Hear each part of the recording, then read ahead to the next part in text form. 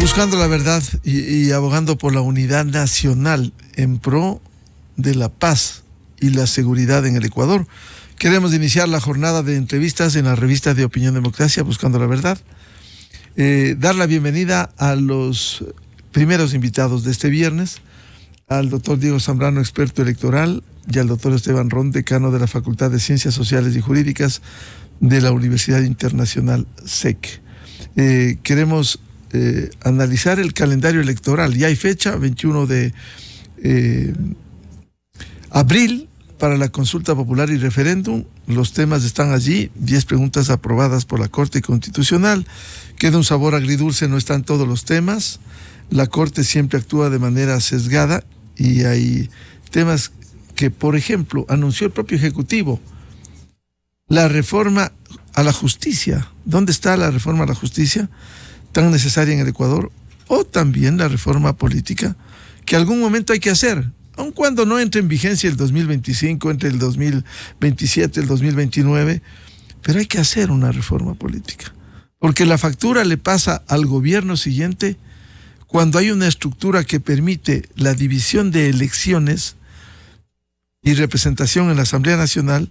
Hay una dispersión que no permite la gobernabilidad. Doctor Esteban Ron, buen día. ¿Cómo ve este calendario electoral en marcha, primero para la consulta popular?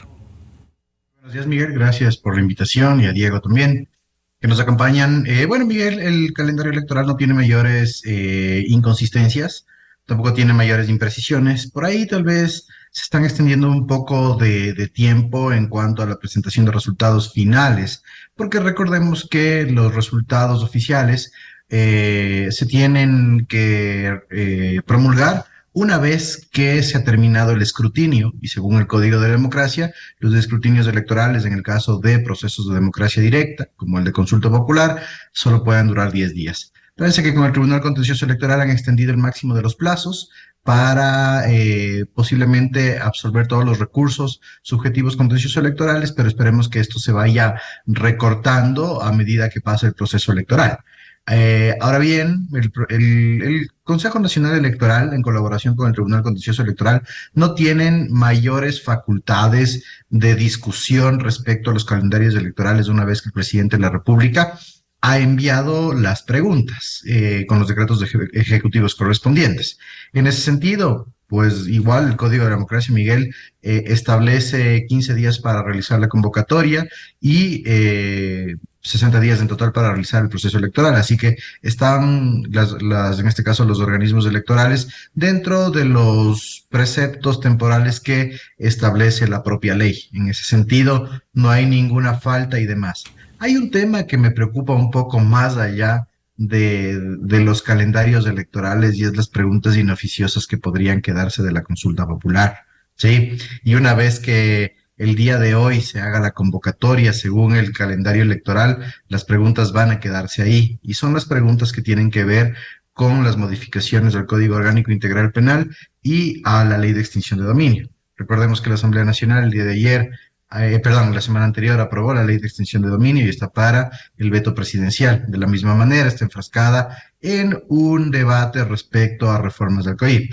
Y las preguntas, de las 6 preguntas, Miguel, que se encuentran en el ámbito de consulta popular, es decir, las plebiscitarias, 5 de ellas atienden a reformas al COIP y una a una reforma a la Ley de Extinción del Dominio que ya está realizada. Es más que los tiempos y calendarios que, como les decía, se ajustan a lo establecido en el Código de la Democracia con los límites máximos, pues me preocupa eso, que tal vez 4 preguntas que resulten inoficiosas si es que se dan los cambios legislativos correspondientes. Esa sería la primera reflexión, Miguel. Bienvenido al experto electoral Diego Zambrano. A propósito de lo que señala el doctor Esteban Ron, efectivamente los temas de la consulta popular, en resumen y referéndum, consulta popular, control de armas de Fuerzas Armadas en el perímetro de las cárceles, el aumento de penas que menciona el doctor Ron, efectivamente, cuando está en suspenso un segundo y definitivo debate de las reformas al COIP, que ayer fracasó por la intención de meter mañosamente reformas para beneficiar de manera particular cuando una ley es de extensión general. Está el cumplimiento total de sentencias de los presos en las cárceles, tipificar el delito de tenencia o porte de armas, municiones o componentes, uso de armas y municiones de origen ilícito por parte de policía y fuerzas armadas, la titularidad del Estado en los bienes de origen ilícito, esa es extinción de dominio. En el caso del referéndum, extradición de ecuatorianos, judicaturas especializadas en materia constitucional, reconocimiento del arbitraje internacional y el trabajo por horas. Con los decretos 162 y 163 del Ejecutivo se ha oficializado esta consulta. ¿Cómo ve usted este panorama, doctor Diego Zambrano? Buen día. Estimado Miguel, muy buenos días. Muy buenos días, Esteban. Un saludo muy cordial a toda su audiencia. Bueno, yo creo que hay que entender que estamos con un presidente en campaña. No ha terminado la campaña electoral para el presidente, seguirá en la consulta popular y seguirá después seguramente para la reelección. En ese sentido, coincido con Esteban cuando dice, bueno, hay algunas preguntas, de hecho creo que buena parte de ellas son inoficiosas en el sentido que bastaría voluntad política, bastaría un impulso legislativo, y con eso se obtendría el resultado jurídico que se pretende. En todo caso, el presidente, por ejemplo, ha insistido en lo de la extradición de ecuatorianos. Claro, me llama la atención que la Corte no haya hecho alguna reflexión sobre si se trata de una regresión de derechos o no, cosa que es fundamental en un proceso de consulta popular. Sin embargo, yo creo que la gran mayoría de preguntas están destinadas justamente a mantener la popularidad del presidente, en el sentido de que la guerra resulta, como discurso, como narrativa, la guerra es políticamente muy rentable para cualquier gobernante. Recordemos la época de Sixto Durán Ballén, también la guerra, que bueno, esa sí fue una guerra con todos sus componentes, generó una cohesión nacional importante. No hay nada que una más a una sociedad que un enemigo en común. Y claro, yo creo que ahí va a haber mucho rédito electoral para el presidente, para su organización política, que finalmente no ha terminado, creo yo, de cuajar. No es una organización política formada, sólida, que tenga una propuesta seria, pero es posible que con el arrastre de la popularidad del presidente termine consolidando un grupo importante, digamos, un bloque importante en la Asamblea. Entonces, efectivamente hay que escoger, digamos, algunas preguntas que pueden ser interesantes. Por ejemplo, lo de la justicia especializada en materia constitucional. Hemos visto cómo a nombre de garantismo, a nombre de acciones de protección, a nombre de garantía de derechos, pues nos pasamos por encima todos los principios constitucionales, principios del derecho internacional, para beneficiar a alguna persona en particular, por alguna razón política, por no ir a temas de corrupción, pero que se parecen mucho, por cierto. Entonces, de esa manera, yo creo que esa sí puede ser una pregunta interesante. El control de armas, bueno, creo que eso es lo más normal dentro de una sociedad, que el monopolio exclusivo de la fuerza física tiene que estar en el Estado, dirigida por el presidente de la República, por supuesto. Pero insisto, estas preguntas tienen un trasfondo mucho más electoral que de fondo.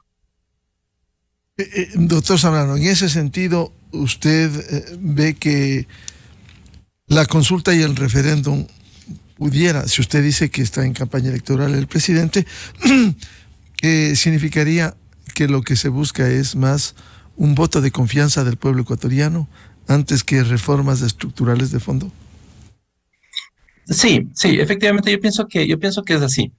Pienso que es así. Toma en cuenta que, por ejemplo, la pregunta de la extradición de ecuatorianos ya fue una pregunta que lo planteó el presidente Lasso y se la negó.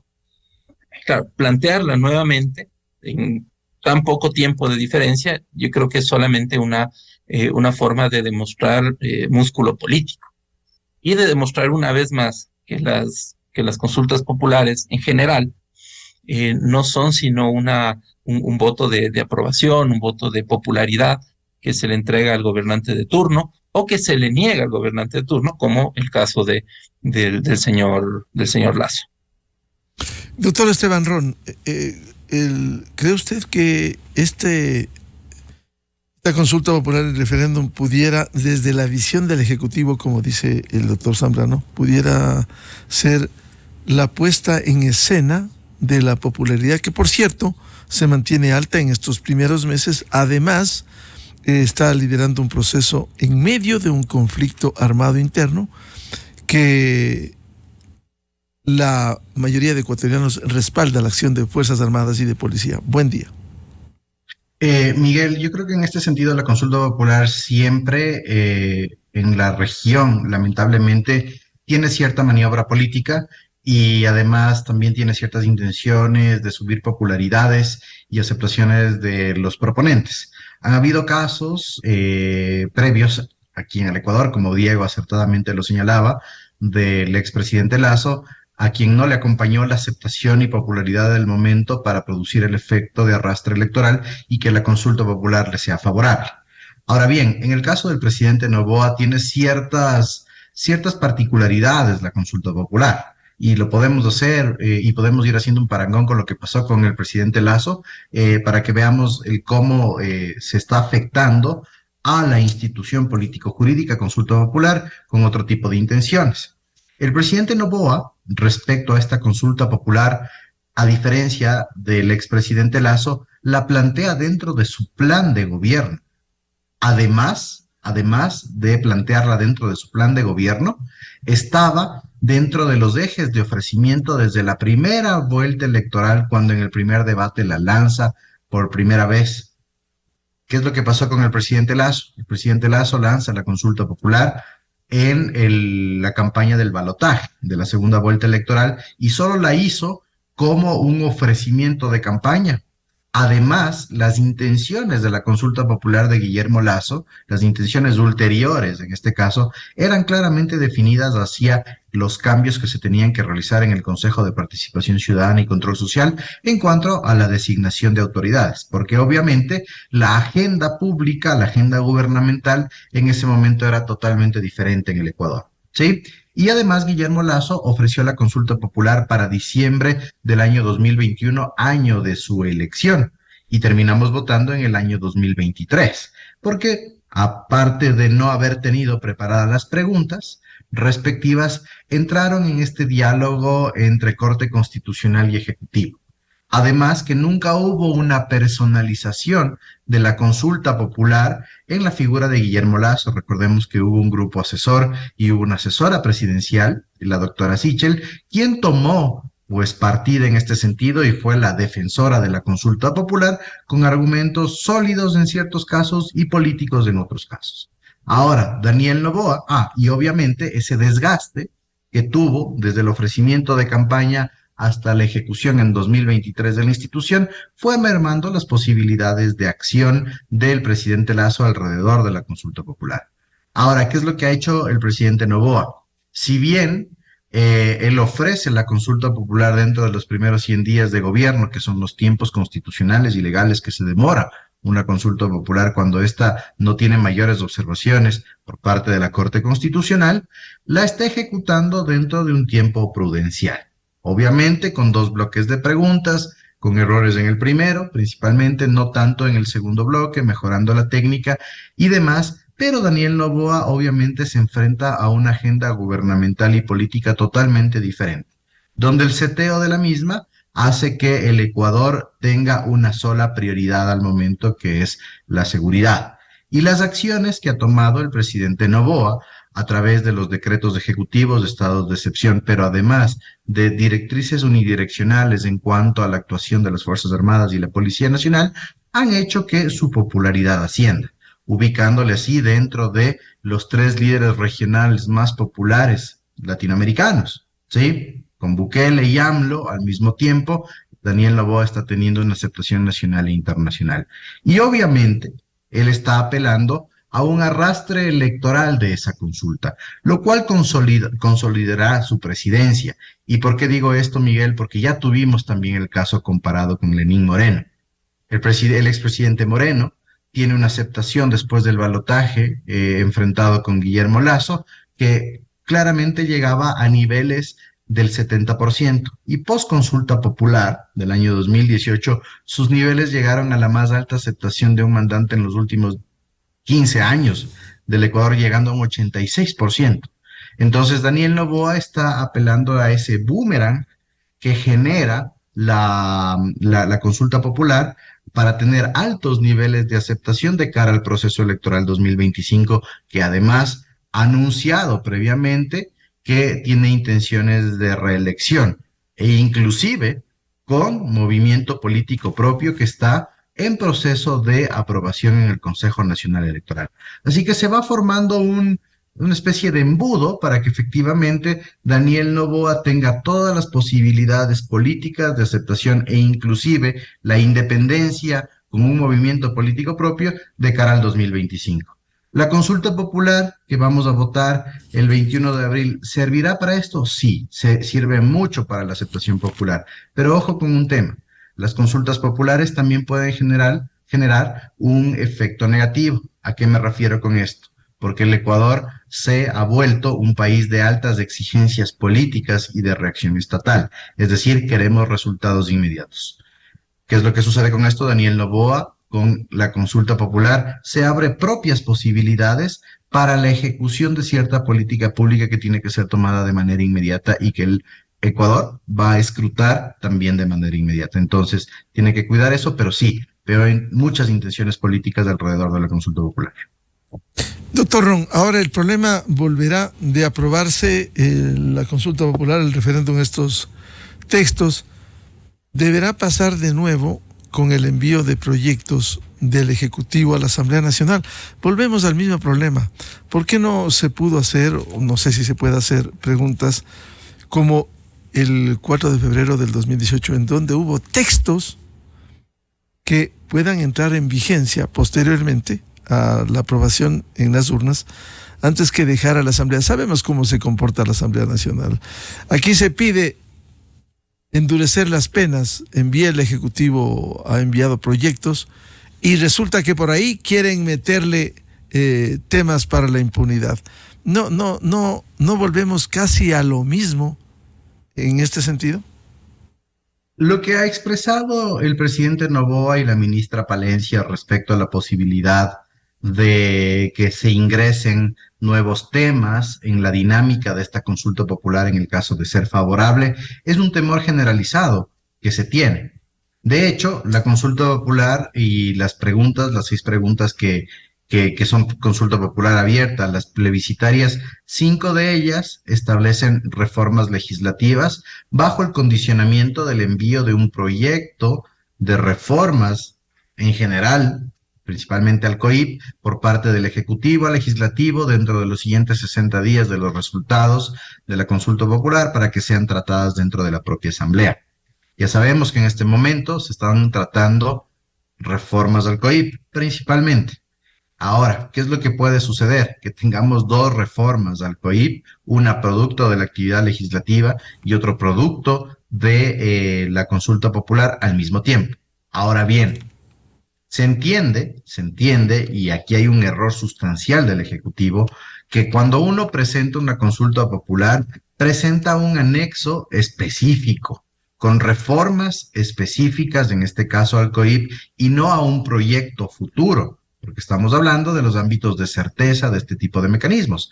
Al no tener certeza de este tipo de mecanismos y las reformas, lamentablemente, Miguel, la Asamblea va a tener en sus manos, ¿sí? Va a tener en sus manos nuevamente posibilidades de inclusión de nuevos temas sobre los planteados al Ejecutivo, porque no hay un control ni norma específica dentro del sistema jurídico ecuatoriano que te diga, después de la consulta popular, el proyecto de ley es solo lo que se refiere al Ejecutivo para que el Legislativo trate. Nuevamente la Asamblea podrá incluir a través de la comisión respectiva otro tipo de cosas, ¿sí? Y como te decía al inicio, Miguel y Diego, lo que me aturde un poco en este momento es que tenemos convocatoria posiblemente en las próximas horas. Ya sabemos que en este caso las reformas al COIP pueden darse en los próximos días y hasta la consulta popular, y las preguntas que sean consultadas realmente van a significar nada, porque las preguntas ya fueron tratadas dentro del legislativo. Entonces, ¿para qué estamos siendo consultados?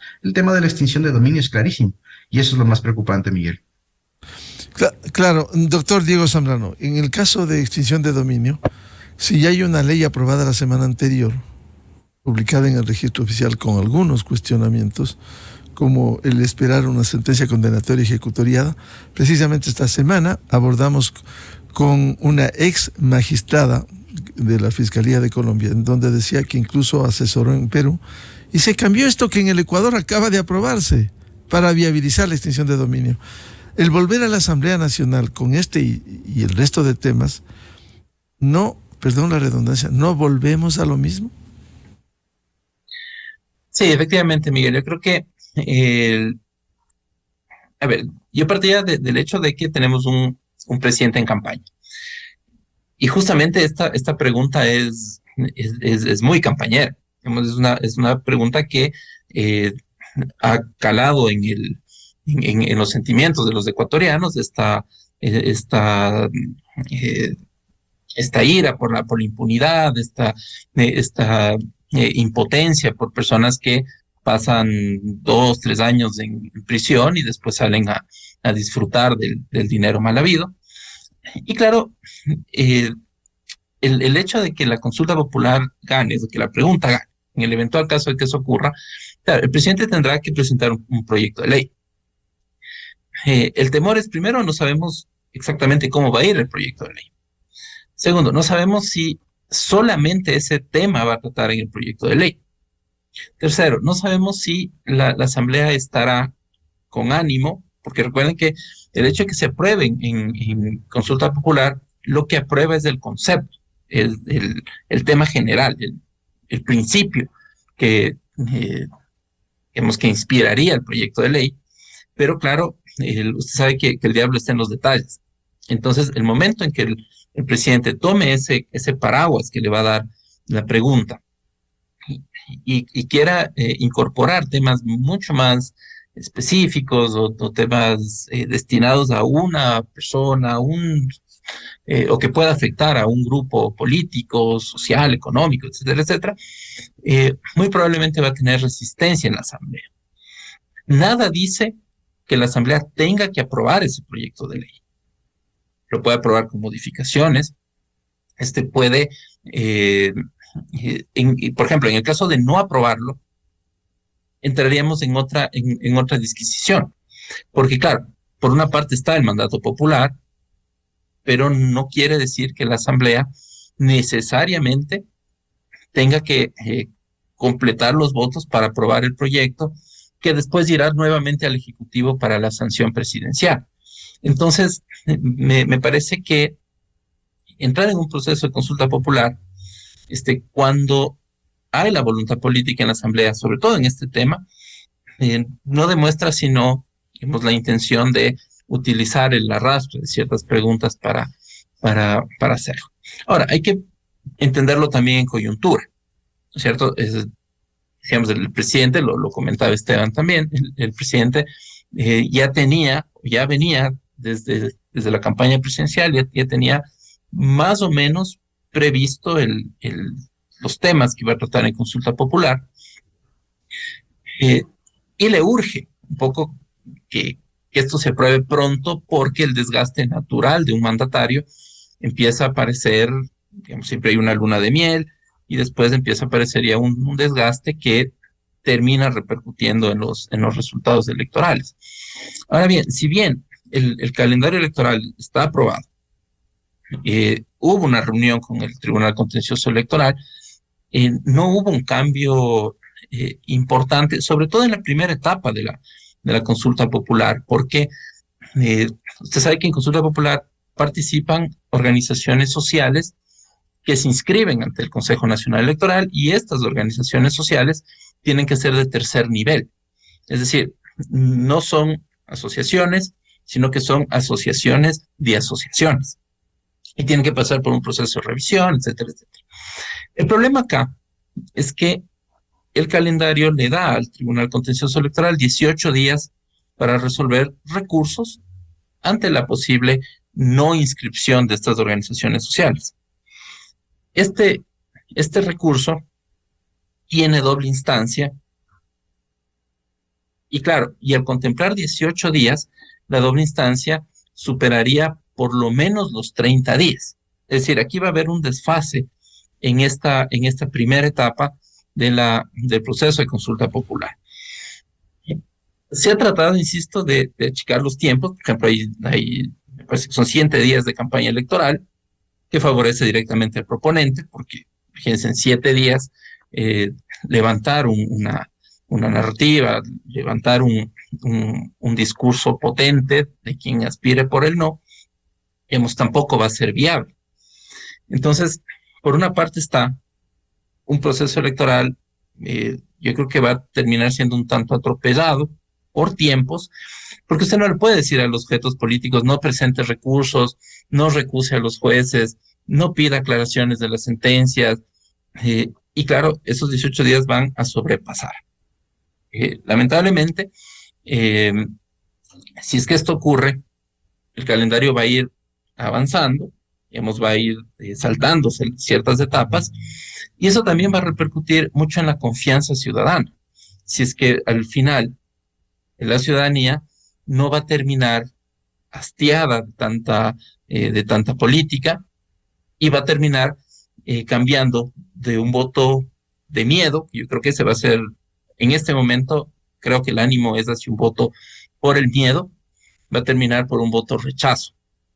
Entonces también, yo creo que el tema del calendario electoral es sumamente importante, porque si vamos delimitando ya los tiempos, si ya marcamos la cancha, esa es la cancha que se tiene que cumplir. Y en algunos procesos electorales anteriores, las etapas han ido sobrepasando los límites del calendario por una necesidad, no porque los organismos electorales no trabajen a velocidad, sino que hay tiempos, hay recursos, hay solicitudes de los sujetos políticos que no se pueden detener, pero que van, empujando los tiempos hacia adelante. Y claro, y eso también va mermando la confianza ciudadana. Doctor Esteban Ron, claro, hay temas importantes también que no solo tienen repercusión nacional, sino internacional. El tema de la extradición de ecuatorianos o el reconocimiento del arbitraje internacional.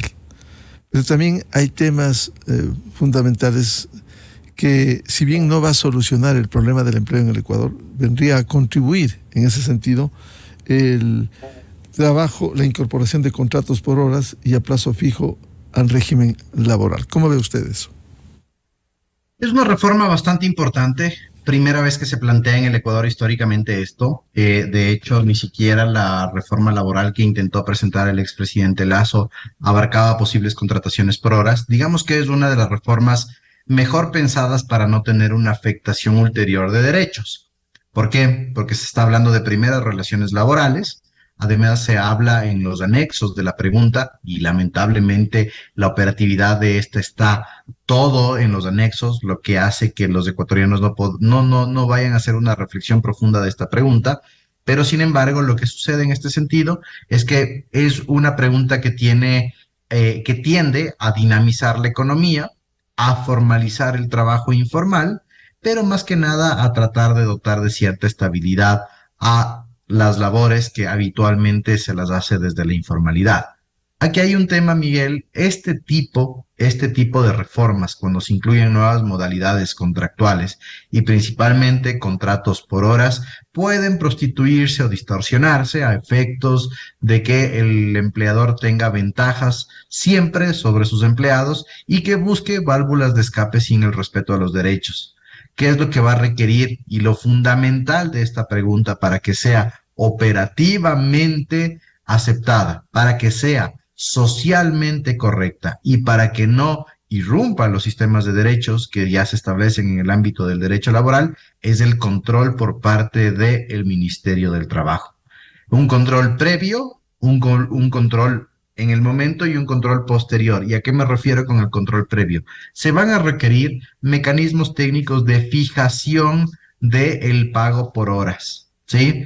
Se va a requerir que se haga una estratificación o una separación de los tipos de los tipos laborales que pueden ser objetos de esta contratación.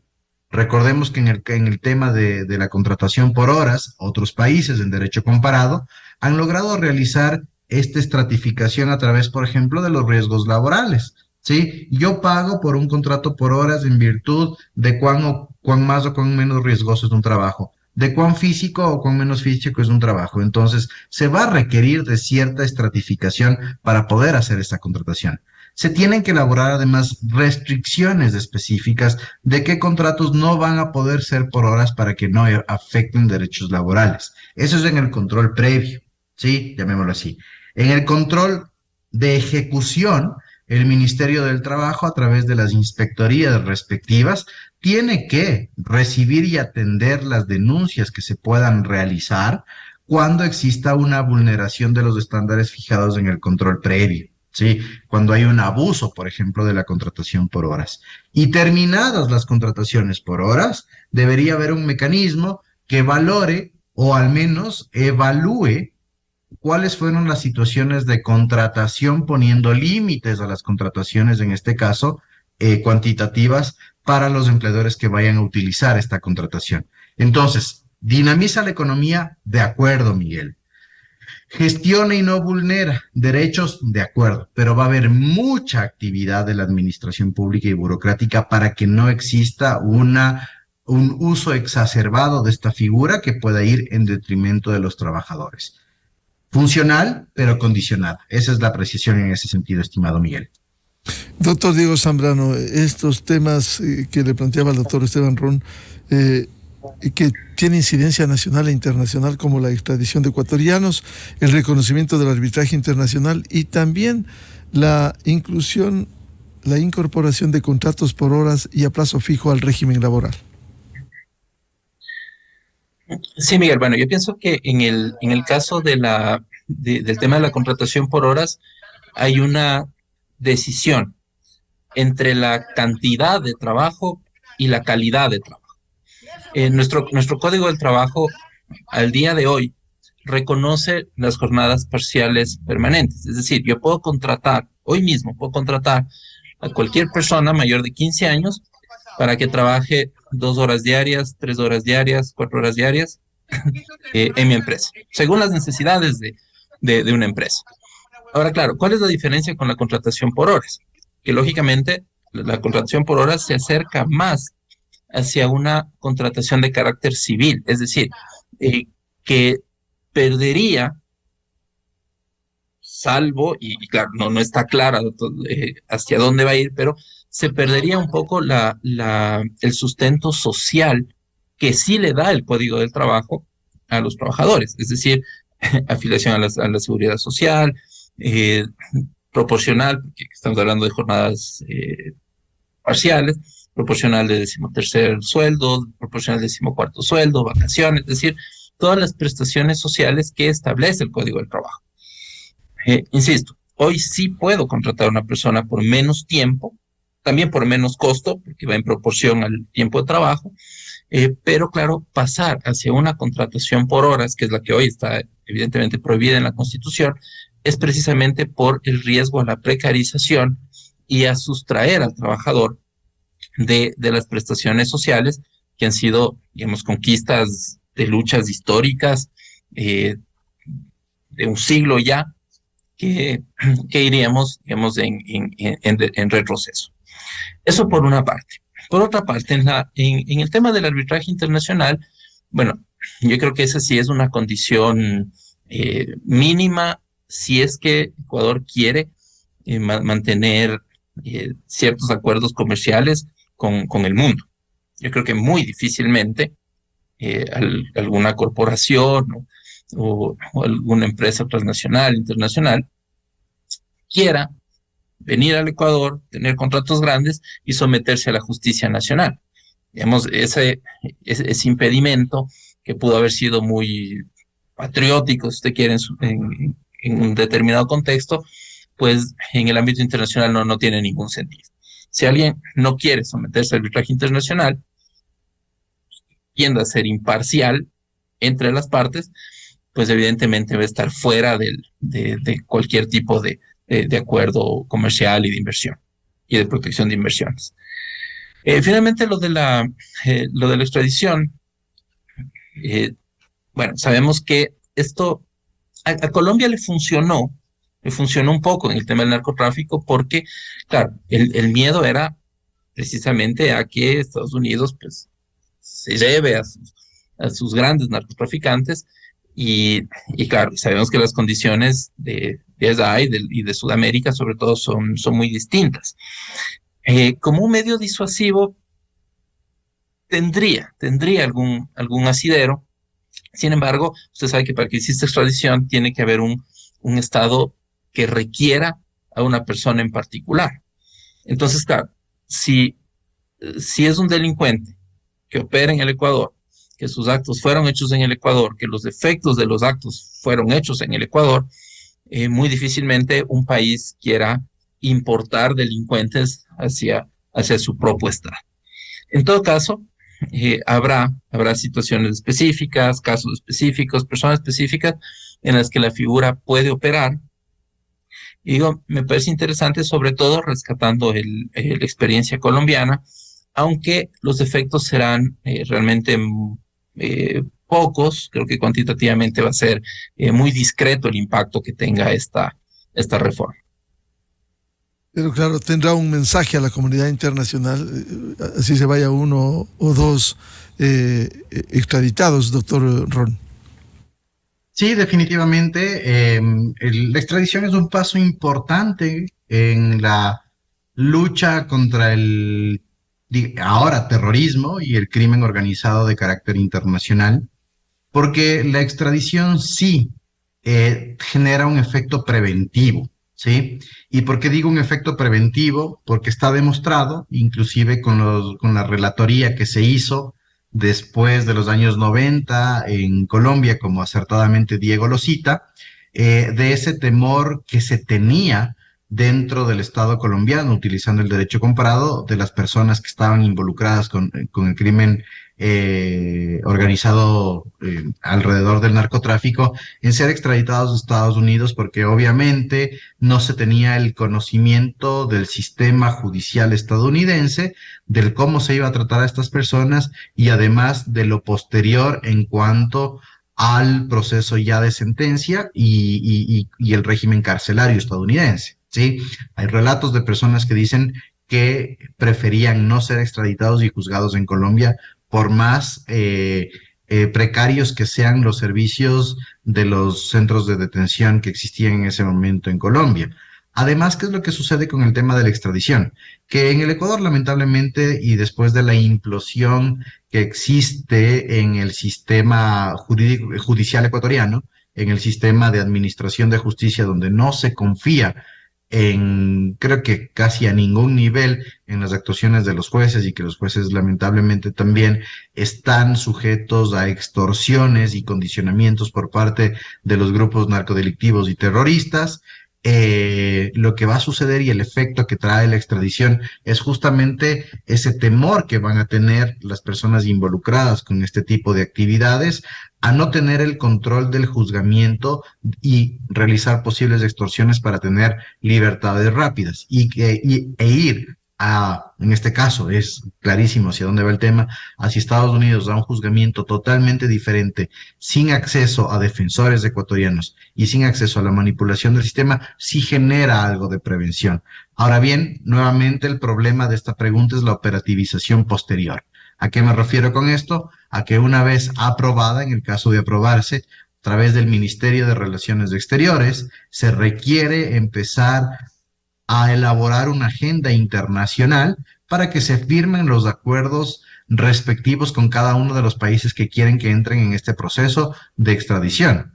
Recordemos que el proceso de extradición está condicionado a 2 convenios ulteriores después de la aprobación con el país con el que queremos realizar la extradición. El de colaboración, en este caso judicial, y también en el de extradición per se. Entonces, va a tomar su tiempo. Así que aquí la clave es que se haga una operativización rápida de esta pregunta en caso de ser aprobada a través de los ministerios respectivos.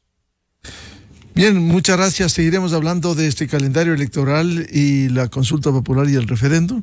Muy amables por los aportes al doctor Esteban Ron y al doctor Diego Zambrano en la revista de Opinión Democracia. Muy gentiles. Muchas gracias, Miguel. Un abrazo, Diego, y saludos. Excelente resto de semana. Enseguida, en la revista de Opinión Democracia.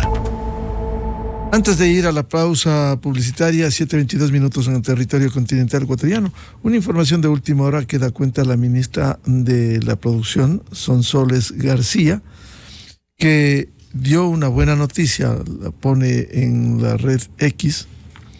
El 100% de la exportación de banano ecuatoriano a Rusia se encuentra operativa. Se autorizó reanudar el comercio a las 5 empresas que fueron suspendidas. Felicitamos el trabajo técnico de Agrocalidad, Ministerio de Agricultura, la labor de nuestra embajada liderada por Juan Holguín y de la oficina comercial en Rusia. Las exportaciones continúan y se mantiene un diálogo directo. Continuaremos trabajando para garantizar un comercio fluido con Rusia, un importante destino de nuestra oferta agroexportadora. Esta es una buena noticia que da la ministra Sonsoles García. Vamos a la pausa publicitaria y ya volvemos para hablar sobre la reforma tributaria y su incidencia con el doctor Napoleón Santamaría. Desde 1984 con Gonzalo Rosero. La revista de Opinión Democracia.